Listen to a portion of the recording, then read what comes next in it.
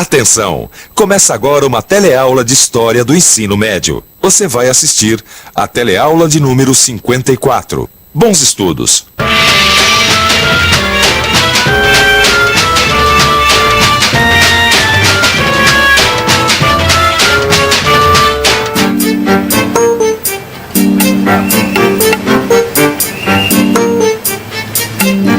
Como você viu na última teleaula, a década de 20 trouxe grandes mudanças para o panorama cultural brasileiro, principalmente depois da Semana de Arte de 22, que aconteceu exatamente aqui no Teatro Municipal de São Paulo. Mas não foi só a cultura brasileira que estava passando por grandes transformações. Politicamente, o país também começava a mudar.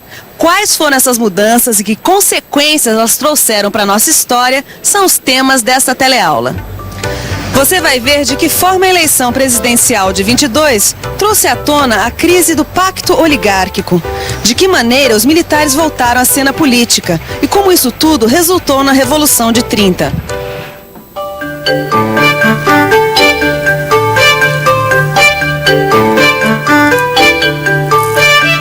Olá.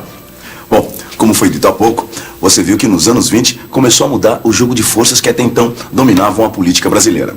A política brasileira naquela época era dominada basicamente pelos dois estados mais poderosos, Minas Gerais e São Paulo. Através do pacto oligárquico, ou seja, através de um acordo entre as principais lideranças desses dois estados, as elites mineira e paulista vinham se alternando no poder. Como resultado desse acordo, desse pacto oligárquico, durante vários anos, as eleições para presidente tiveram um candidato único, um candidato oficial. A exceção foi a eleição de 1910, quando Rui Barbosa concorreu pela oposição e foi derrotado. Alguns anos depois, a oposição voltaria a se organizar e a disputar uma eleição presidencial. E dessa vez, as coisas seriam um pouco diferentes. Mas vamos ver como é que foi essa história. 1922. O Brasil vai votar para presidente. Dois candidatos disputam a presidência.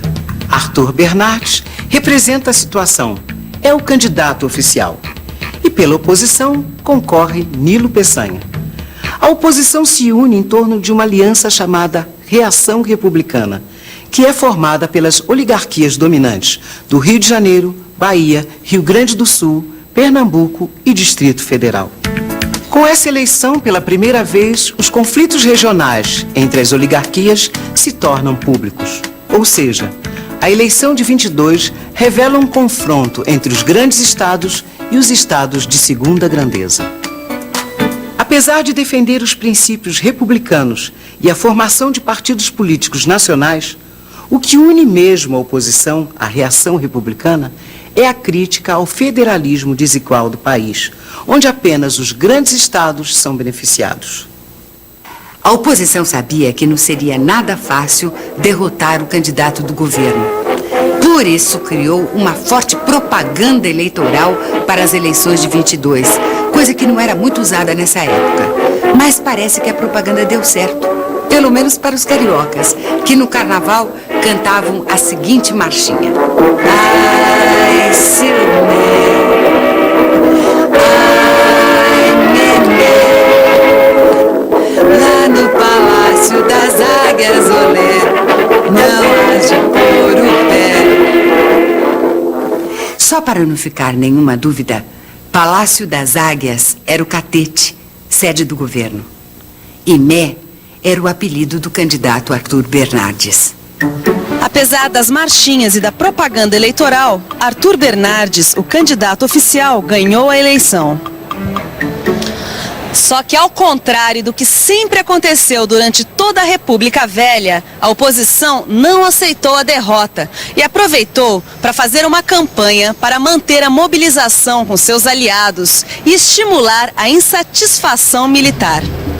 Depois de estarem no centro do poder na primeira década da República, os militares foram pouco a pouco perdendo espaço e prestígio, ficando cada vez mais distantes do jogo político. Essa situação não estava agradando muito aos militares, que, é claro, queriam continuar participando das decisões políticas. A oposição soube aproveitar muito bem dessa insatisfação e começou a jogar os militares contra o governo. Mas a bomba mesmo veio em forma de uma carta, detonando o que seria conhecido como episódio das cartas falsas. Você já ouviu falar nessas famosas cartas falsas? Segundo consta, elas teriam sido escritas pelo candidato Arthur Bernardes a um político mineiro. Nessas cartas, ele faz severas críticas aos militares. Vejamos o que diz uma delas. Estou informado do ridículo e assintoso banquete dado pelo Hermes, esse sargentão sem compostura, aos seus apaniguados, e de tudo que nessa orgia se passou. Espero que use de toda energia, pois essa canalha precisa de uma reprimenda para entrar na disciplina. A situação não admite contemporizações. Os que forem venais, que é quase a totalidade, compre-os com todos os seus bordados e galões. Essas cartas foram publicadas pelo jornal Correio da Manhã em outubro de 1921, antes das eleições. Falsas ou não, o fato é que elas acabaram criando uma indisposição completa entre os militares e o candidato da situação.